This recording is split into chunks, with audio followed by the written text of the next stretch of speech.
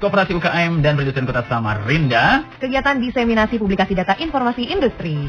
Oke, sekarang sudah hadir di hadapan kita ada Mbak Nur Asia dari Dapur Asilmi. Selamat pagi, Mbak. Pagi. Pagi. Kemudian Dan kita juga ada Mbak Nur Fitriana dari This Homemade ya. Pagi. Oke. Untuk usahanya ini apa, Mbak? Boleh deh dari Mbak Nur Asia dulu. Saya usahanya lebih ke lauk yang dikemas. Ya.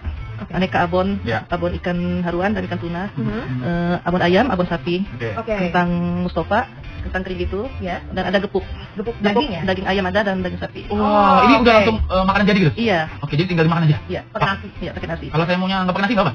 Bisa. Kalau maunya pakai roti? Pakai roti boleh? Iya, bubur. Oke. Kadang juga ada bakulan itu langganan, ambil buat ininya, buat untuk topping rotinya. Oke, benar ya, yang asinnya ya. Iya. Oke. Ini alamatnya di mana, Mbak? Kalau boleh tahu? Ya. Alamatnya? Alamat saya di Samarinda Seberang. Oh, Seberang juga. Oke. Kalau Mbak Nur Fitriana, mana Mbak kata Mbak ini produknya apa? Produknya kue ya, roti-rotian. Oke. Ada roti andalan kami tuh roti sisir. Oke, roti bakery ya. Wah, bisa nih berdua berkolaborasi, yang satu kan abon, Iya. roti ya. Cocok nih kayaknya. Atau kita belah sekarang, mari kita masukkan abonnya ya ke dalam roti. Boleh. Mbak Upit, ini alamatnya di mana? Di Delima Dalam. Ada ini nggak sih? Ada outletnya. Ada outletnya? Ya, di samping rumah garasi gitu. Oke, Nur Asia, namanya Asilmi. Iya. Apa ya? Jadi filosofi Asilmi. itu kemarin tuh kasih nama Asilmi karena ngambil nama akhir dari anak saya yang kedua. Rata-rata anak-anak ya? Iya. Kenapa nggak siap? Siap. Iya, seru juga ya, siap ya. Kekinian. Oke. Jadi Asilmi ini adalah nama anak saya yang kedua. Pas waktu itu anak saya itu masih belum umur 2 tahun sih. Saya mulai usaha ini di tahun 2017 akhir. Oke. Iya. Sebelum Covid ya? Iya. Sebelum Covid. Awal-awalnya apakah langsung sebanyak ini? Atau belum? Iya. Apa aja Mbak pertama tuh? Yang pertama itu dulu tuh abon ayam dulu. Abon ayam. Iya, ya Oke. terus ke abon sapi, abon ikan. Ya gitu. Ini nanti mau launching juga abon telur rencananya. Oh, tuh, Iya. jadi abon Iya. gimana caranya, Mbak? Belum pernah tahu tuh. Iya. Oke, tak kenal maka saya mungkin Mbak boleh kasih tahu sejarah terbentuk usahanya seperti apa sih? Awalnya kok apa yang usaha ini deh? Iya. Jadi awal terbentuknya usaha ini aja kepikiran. Ada kan anak-anak tuh suka ini malas makan ini ikan atau ayam kan kalau masih ada tulangnya gitu. Jadi terus buat di perjalanan supaya lebih Praktis ya ya? praktis. Oke, benar-benar. Karena sering buat traveling juga ke luar negeri atau ibadah umroh dan haji. Iya. jadi praktis. Iya, anak-anak kos juga sering bawa ini kan. Karena lebih tahan lama aja dalam bentuk abon. Oke.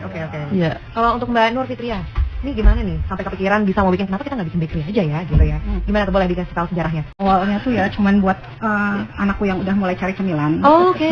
Mereka, Mas kenapa kok nggak bikin? Akhirnya aku mulai googling, bikin. Waktu itu pertama-tama pakai susu sama dimsum-dimsuman. Wow. Awalnya gitu. Terus anak-anak suka, aku coba bawa ke teman-teman, ke keluarga. Terus mereka bilang, kenapa nggak sambil dijual?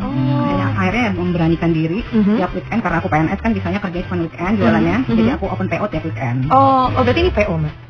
Dulu awalnya. Awalnya. Setelah itu aku nggak seriusin aja ya, karena harganya lumayan. Akhirnya coba khusus ke sana sini, khusus cake dan lain-lain macam-macam. Mendalami ilmu lagi. Ya, random sih aku waktu itu, semua yang kayaknya menarik aku ikutin. Oke. Tapi semakin kesini passionnya ternyata di roti. Oh, gitu.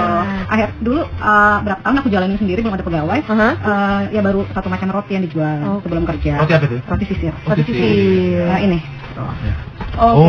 Kenapa tidak makan roti sisir? Apakah Karena kayak sisir. Oke, sisir ya dia. Kirain dia bisa multifungsi jadi sisir juga enggak ya? Bisa belah tengah nggak dia?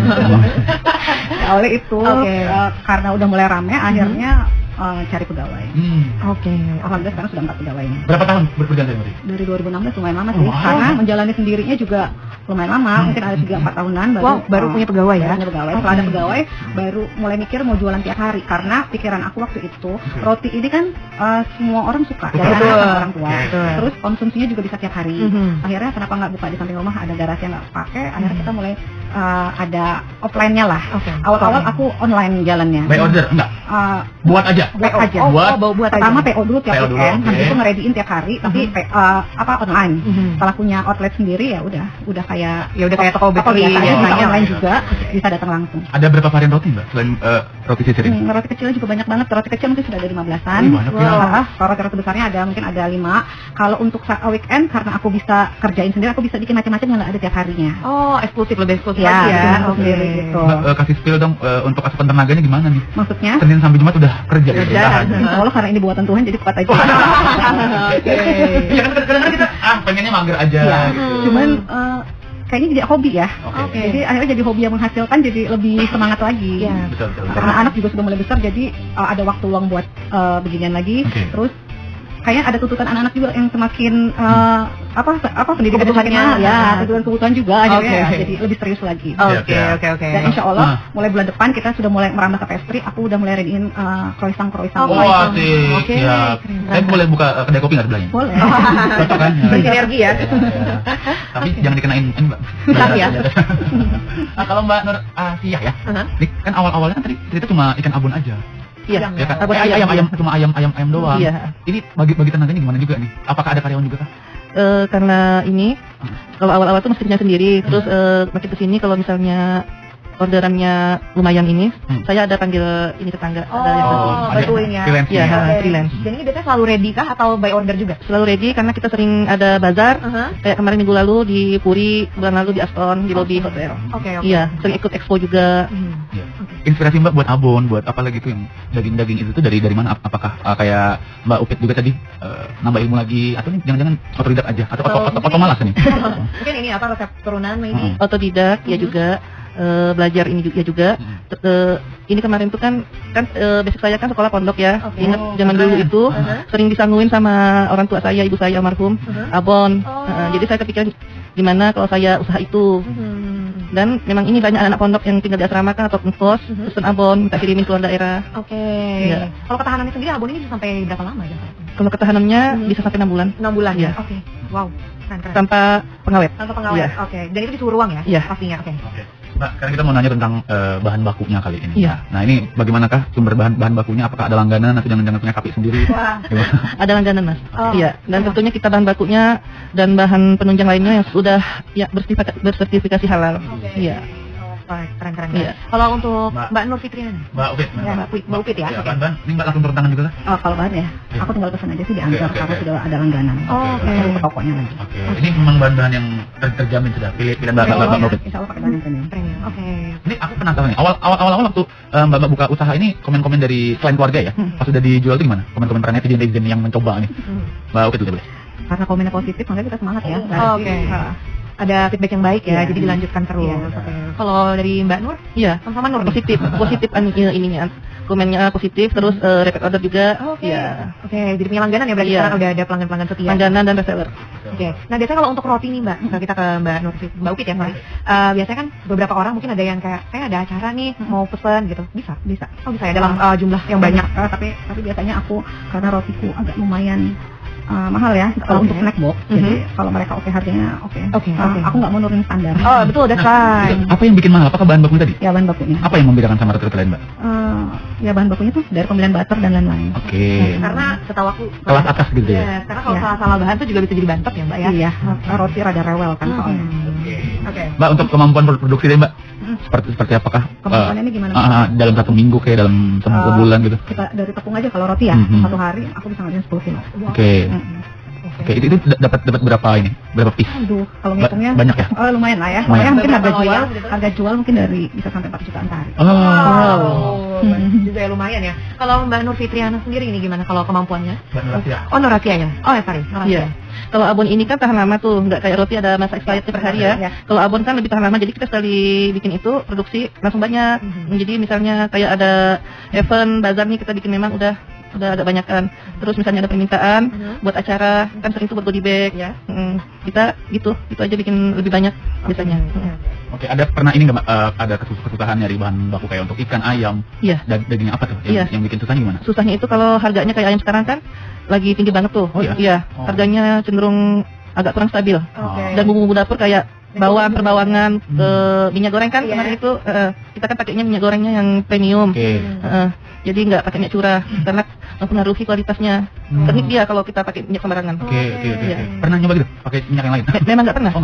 Memang menjaga kualitas. Iya. Ya Mbak ya, oke siap. Mbak kalau ikan haruan sendiri memang ready terus kah? Ada kah? Insya Allah ready terus. Iya. Bukan musiman gitu deh ya? Enggak. Karena kita kalau kan ikan haruan ini sendiri kita pakainya ikan yang segar, yang masih hidup, enggak yang yang sudah mati. Memang dari harga beda kan ya. Lebih murah yang sudah mati tapi dari rasa kualitas rasanya beda. Oke. Berarti ini pas ikannya masih segar hidup tuh dicatok kepalanya. Iya. Kan gitu. Saya lihat ibu saya dicatok kepalanya. Iya, betul dimatiin kan dulu. Oke Mbak, ini ada juga varian gepuk dagingnya gimana ya? Maksudnya gepuk kan biasanya ayam ya, gepuk daging. Iya, gepuk daging ini kalau ke ini bumbunya lebih berasa karena dia basah, lebih basah gitu nah. Oke. Tapi dari segi ketahanan dia agak kurang tahan dibandingnya abon. Oke, jadi dia ada varian itu ya? Iya. Apa aja Mbak? Rasa-rasanya Mbak? Original sama pedas. Oke. Iya. Pedasnya ini pedas banget kah? Apa yang standar-standar aja? Sedang-sedang aja karena saya sendiri yang bikinnya nggak kuat kalau terlalu pedas. Oke. Jadi masih aman nih buat kamu yang mungkin nggak terlalu pedas tapi pengen pedas. Iya, bisa. Jadi standar pedasnya? Biasanya request. Oke, oh boleh ya? Ya mau pedas banget, ada tuh pelanggan minta pedas banget. Ya, jadi saya pedasin lagi. Iya. Kalau kurang pedas dengerin ngomong tetangga ya. Mbak, aku masih penasaran lagi kenapa milihnya ikan haruan? Kan banyak nih ikan-ikan di Samarinda nih. Kalau amplang kan pakai ikan. Ini ada penjelasannya di belakang. Oh, ada. Oke. Tahu kan kamu? Iya. Aduh, malas baca nih.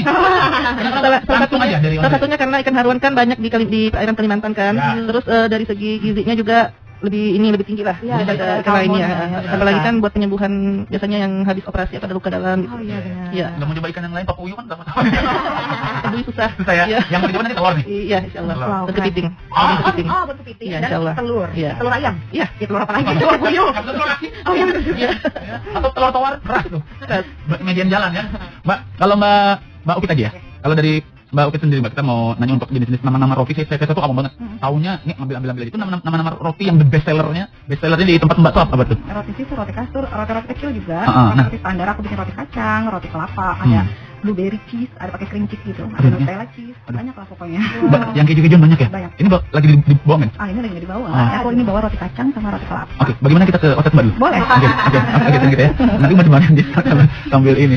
Mbak, kalau untuk apa ya? Ini kan sekali lagi Mbak nggak cuma kerja di sebagai pengusahanya aja ya kan, sebagai di kantoran juga. Nah teman-teman kantor responnya gimana? Pesan-pesan juga kan? Pesan juga. Oke. Ini kayak pemersatu umat ya kalau Oke. roti.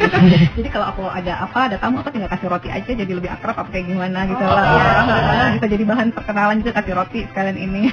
Promosi ya? Iya, sekalian promosi sekalian dapat teman kayak Oh, gitu. setuju ya. Betul. Ini kan masuknya kan pagi ya. Mungkin ada teman-temannya yang titip kayak buat sarapan nih kamu aja nih gitu. Aku punya kurir sendiri jadi roti ini baru ready siang, nanti siang kurirku angkat. Oh gitu. Mbak, saya suka makan roti gandum. Apa ada? Ada, sisir gandum. Oh, Roti abon bikin Mbak? Roti abon bikin cuma biasanya aku beli abonnya. Oh iya. Iya.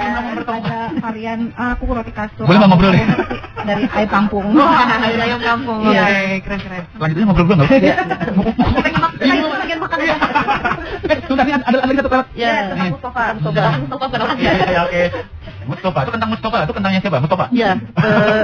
Kan ada yang ini yang tanya kenapa namanya Mustafa karena awam banget. Kenapa namanya Mustafa? karena sejarahnya dulu yang menemukan ini yang bikin awalnya itu namanya Mustafa. Orang mana sih? Kurang paham. Iya. Namanya kentang Mustafa. Iya. Yang membedakan gitu. Oke. Yang membedakan kentang Mustafa dari yang lain Mbak? Dari dapur Asil gini.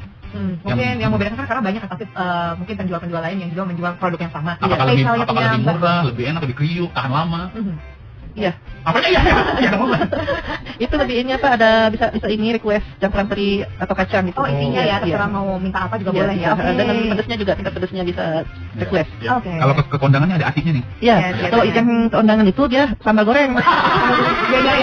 Itu Malu nggak kaki malu. Itunya agak kering kan? Iya. Kalau ini dia kriuk. kentangnya juga biasanya dia bentuknya agak segitiga. Iya sekitar gitu. Ini kalau Ada yang panjang-panjang kayak gitu ya. Ada. kentang, kentang beda berarti yang aku makan tuh bukan kentang Mustafa, kentang ting tung. Ya itu yang aku makan. Oke, makin lama makin seru ya. Kita akan membiarkan sejenak mbak berdua ini nampaknya akan berkolaborasi antara Abon dan Groti ya. Kita break dulu sejenak.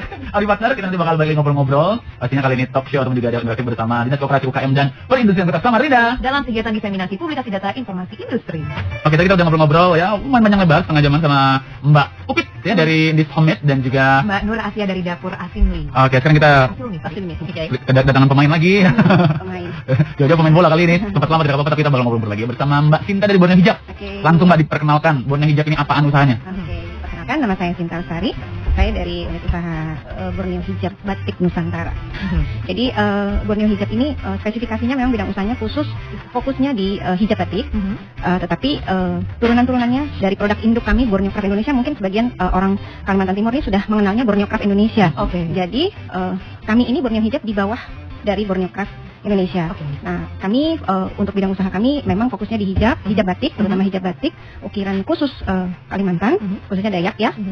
Yang mau kita angkat ini adalah Dayak Kenya. Karena proyek kami di bulan Maret 2023 kami mendampingi Dinas Pariwisata, Olahraga dan Pariwisata Kota Samarinda. Mereka punya duta wisata. Salah satu proyeknya adalah membuka kampung batik pertama di Samarinda, yaitu Kampung Batik Pampang. Oh, di Pampang sana? Di Pampang. Jadi mungkin kalau selama ini orang ke Pampang tuh kan melulunya dengan tarian, tradisi, manik ya gitu ya. Kita pengennya ke depannya mereka ya bisa ada membatik. Nah, salah satu produk unggulannya ini kebetulan yang saya bawa ini adalah hijab. Itu sebagian besar yang kita produksi itu adalah bimbingan dari kami. Gitu. Jadi ada fashionnya, ada baju, ada outer, ada tunik, dan lain-lain. Tapi memang motif yang mau kita angkat ini karena kita punya kampung batik ini, salah satu sukunya itu adalah Dayak Kenya. Jadi Dayak ini banyak ya, ada Kayan, ada Bahak Bau ya. Nah, jadi yang mau kita angkat ini adalah Kenya. Nah, kita senang kalau next time ada kampung-kampung batik lain yang bermunculan di Samarinda atau di daerah lain di Kalimantan Timur yang bisa mengangkat, apalagi ini mau IKN ya. Kita harapkan jangan sampai yang jadi tuan rumah sebagai IKN malah pendatang. Jadi jangan sampai tergerus. Jadi kita ini sebagai tonggak ekonomi ibu kota Nusantara, harapannya gitu. Oke, Mbak, boleh spill dong untuk sejarahnya Bonang Hijab ini sejak kapan sih? Kalau apakah memang di Samarinda? Di Samarinda. Jadi kami workshop, galeri, proses pembuatan semuanya di Samarinda. Tidak ada yang kami kirim ke luar kota, Jawa atau apa yang misalnya kita desain dan kirim ke Jawa untuk produksi misalnya ke Pekalongan, ke Lawean, tidak pakai vendor ya? Enggak, langsung jadi kita dikerjakan. mulai dari desain, produksi sampel master, sampai kita produksi, mungkin kita produksi kalau namanya batik tulis kan nggak bisa banyak dan tidak bisa persis ya antara satu produk dan produk lainnya. Itu semuanya di Samarinda, nggak ada yang kita kirim. Di mana alamatnya? Di Hidayatullah Gang Bakti. Dekat 5 langkah, 5 langkah udah sampai. Itu kan yang lurusan mau ke sana gitu. Ya benar, setelah Rumah Sakit Aisyah ya. Oke. Jadi kalau Borneo Hijab ini sebenarnya baru ya di 2023. Kalau Borneo Craft Indonesia itu kan sudah ada 5 tahun yang lalu. 5 tahun yang lalu kami merintis ya dengan modal seadanya, mungkin lain waktu mungkin dari punggawanya kita itu Pak Sahril Darmawi itu kebetulan mertua saya. Beliaulah yang dorong saya, ayo produksi.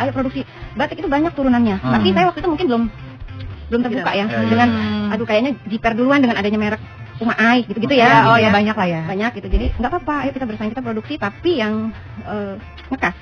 Yang ngekas. Nah, akhirnya saya coba terjun awal-awalnya kita buta nih, masih ukiran-ukiran nih. Cuma model ada ukiran, jepret.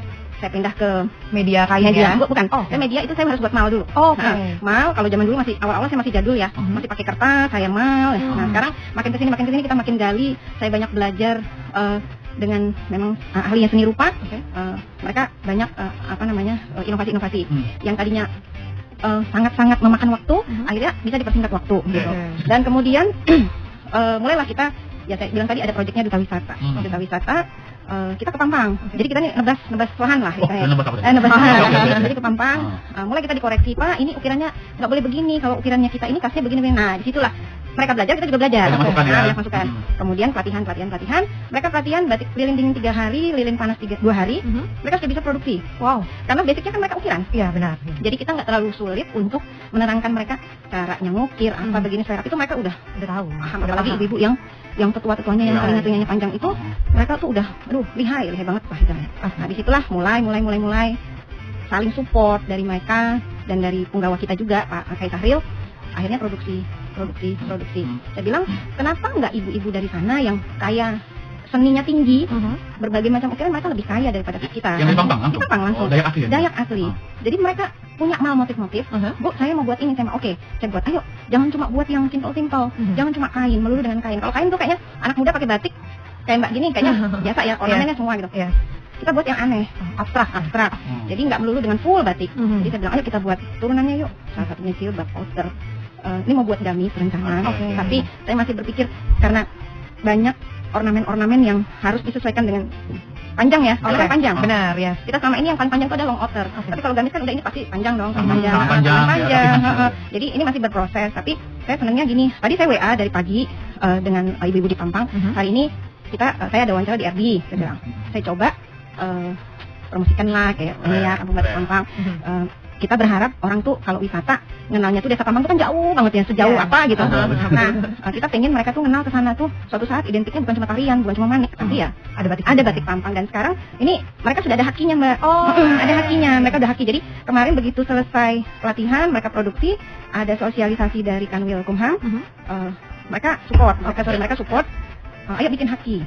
Jadi batik Pampangnya sudah dihakikan dalam proses. Setelah sosialisasi itu 2 hari keluar pada saat serah terimanya pas pesta adat Desa Pampang gitu. Jadi momennya. Ya, jadi saya bilang ayo semangat. Nah, kebetulan besoknya tanggal 16 ada tim dari Diaspora bersama dengan Diaspora perwakilan seluruh negara bersama Deputi Bidang Seni Budaya itu akan berkunjung ke Desa Pampang gitu. Jadi semua ini support terutama ya semua dari pemerintah Kota Samarinda, Alpin gitu. Padahal baru ya, baru banget loh. Mungkin kalau saya bilang enggak. Iya, saya baru 2023. Mungkin kalau saya bilang ya? semuanya dikasih kemudahan itu mungkin tangan Allah yang bekerja ya, tangan Tuhan yang bekerja gitu. Karena kita semua saya bilang yang penting satu kuncinya kita solid, kita berkarya sama-sama, ada hasil. Intinya sih kalau kasarnya bilang kita cari cuan sama-sama, tapi it's not about money gitu loh. Bukan cuma segala sesuatu diukur dengan uang, tapi ada kepuasan kita bisa menghasilkan karya buat banyak orang. Intinya juga kan memajukan apa tadi namanya nih tentang tonggak ekonomi ya, dan juga culture ya, culture sama aja khususnya untuk Dayak Kenya tadi ya. Dan kita pengen sih nggak cuma Dayak Kenya, kita waktu itu ada akhir 2022 masih Borneo Hijab belum ada, masih di bawah Borneo Cafe Indonesia, itu kita bina di Mahulu. Tapi karena mungkin kendalanya jarak transportasi. Iya benar. Jadi selama ini mereka kalau pesan bahan ya benar-benar kita lewat. Nah satu yang keunggulan kita Borneo Cafe Indonesia ini batik ini kan sebenarnya banyak proses produksinya ya. Betul. Yang kita gunakan metodenya ada batik cap, mungkin pernah dengar ya batik cap, batik lilin panas. Gambar gitu. Ya, dengan canting yang seperti nenek moyang dulu. Lilin dingin dan printing. Nah kita yang banyak menggunakan ini lilin dingin karena apa?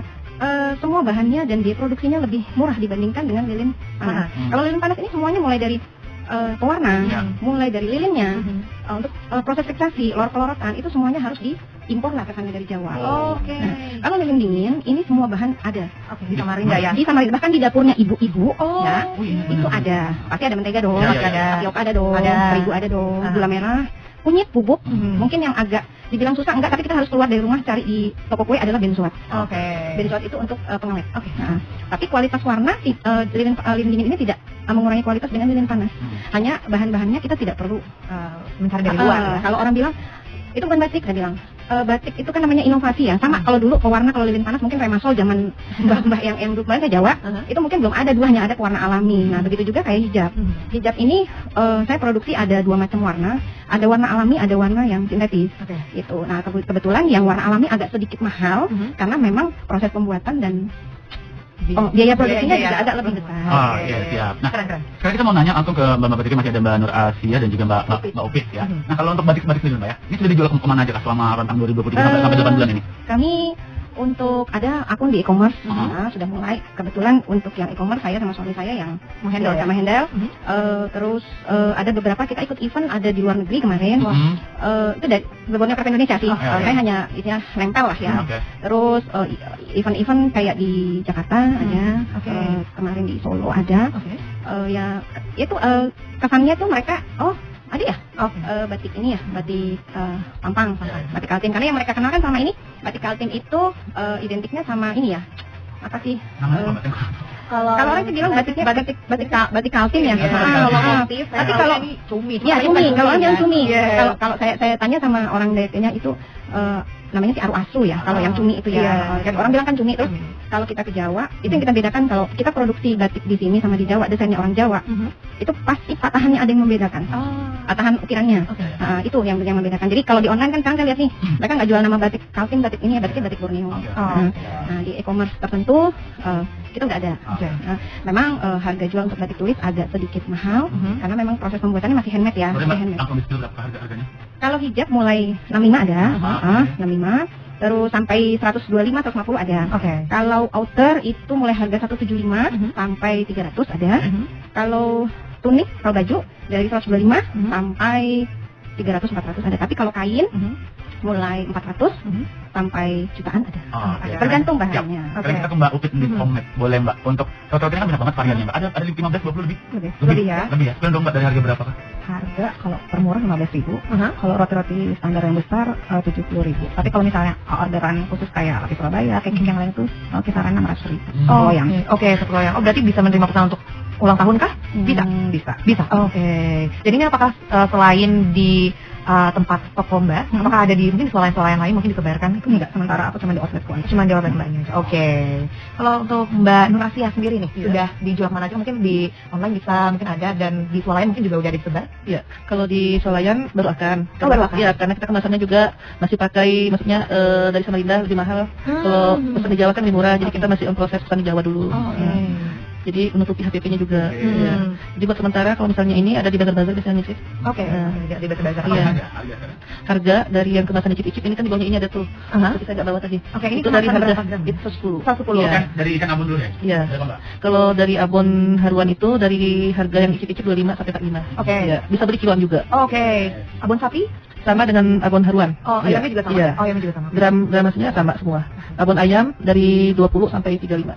Iya. Kalau gepuk daging ini? Kalau gepuk daging yang ayam 35, yang sapi 50. Oke. Iya. Tapi kalau kita pengen order kiloan gitu Bisa. Bisa banget. Terus bakal digebukin sendiri. Jangan digebuk sendiri. banyak yang ini yang pesan juga per kiloan. Oke. Karena lebih ini juga harganya kan. Nah, boleh dari Mbak Nurcia lagi, Asia lagi ya. Iya. Kontak personnya bisa di mana yang dihubungi? Bisa dihubungi Mbak ini? Langsung sebut aja. Boleh, langsung sebutin. Mau ada sosial medianya boleh. Kontak person saya udah kontak ke WA 0813 473 85 719. Oke. IG Dapur Asini. Oke. Iya. Mbak Upit boleh? Kontak personnya? Kontak person bisa lewat Instagram di Komet by Upit atau di WA 081347638999. Ada sosial media Mbak? Ada di Facebook ada, di Instagram ada. Oke. Namanya sama? Di Komet. Di Home, jadi MDIFF Komet underscore by Upit. baik. Oke, jadi ya, di komen underscore baik sejak tahun 2006. Iya. Nah, kalau untuk Mbak Sinta. Mbak Sinta, Borneo Hijab itu CP-nya ke WA saya 0813 47 39 1338. Untuk sosmednya ada di Borneo Craft Indonesia sama dengan IG-nya. Untuk IG tambahan untuk Borneo Hijab Nusantara.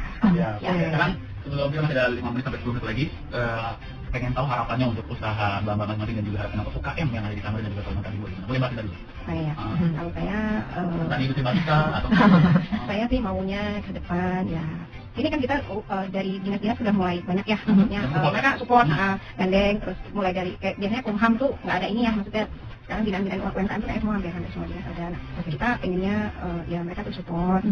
Terus kita dari UMKM juga dikasih kemudahan rekomendasi untuk pertama kita ini kan kebetulan lagi ngajukan CFR Mbak. CFR ya.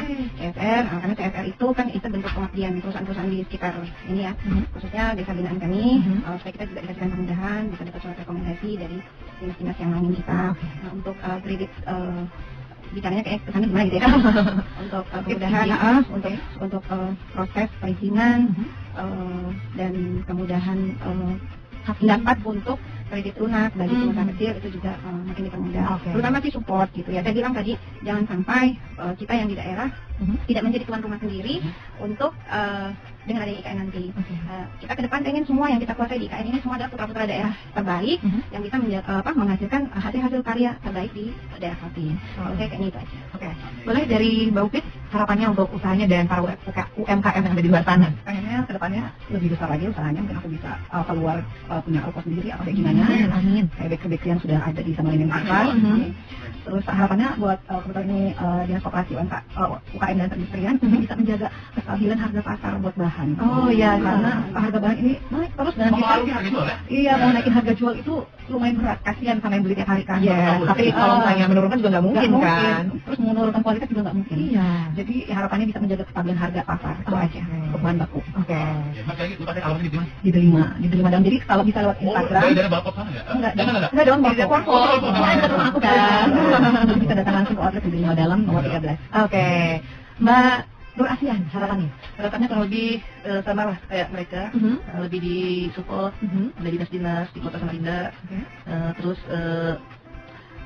dan produk saya semakin lebih dikenal aja. Amin. Dan semoga segera ada di sekolah yang paling dekat ya. Dalam waktu dekat. Oke. Rumahnya di Betawi Mbak, kalau mau ngirim loh. Harapannya untuk UKM yang ada di Samarinda? Harapan buat UKM Samarinda ya semakin maju aja dalam usahanya. Ya. Makin solid lah ya. Makin solid ya. Dari IKN nanti kan. Nanti kan nggak kita aja nih UKM dalam Kalimantan ini pasti banyak juga dari luar kan masuk. Ya. Bisa saling bersinergi ya. Berarti itu buka outlet bareng ya, karyawannya pakai baju batik dari Borneo. Nah, ini kan dan roti kita nanti jadi pegawai itu buat kopi ya. Ambil roti gandum. Terima kasih sekali lagi untuk Mbak Nur Asia dari dapur Afilmi, seru banget ngobrolnya. Dan kalau butuh bantu gebuk daging ya, bakal ditemani habis ini ya. Habisin ya. Dan juga buat Mbak Upit ya, terima kasih juga sudah datang sini dan dari Indit Homemade ya. Semoga lancar terus dan sukses selalu. Dan harga bahan bakunya stabil. Ya, itu dia yang paling utama ya. Iya. Terima kasih. Buat yang hijab walaupun baru, terus kita mana-mana ya. Saya paling bawang kayaknya di antara mereka. Waduh. Tapi saling bersinergi. Ya, oke. Jadi terima kasih banyak untuk Mbak Beri dan kita ucapkan terima kasih banyak untuk Dinas Koperasi UKM dan Dirjen Kota Samarinda untuk ngobrol-ngobrol kita hampir 2 bulan ini ya. Mengenai kegiatan diseminasi publikasi data informasi industri. Masih terus pokoknya untuk UKM di Samarinda dan juga Kalimantan Timur dan bisa ngobrol-ngobrol sama UKM yang lainnya ya. Betul, yang selalu menginspirasi kita. Betul. Ada saya pamit undur dari Panda. Aulia. Bye.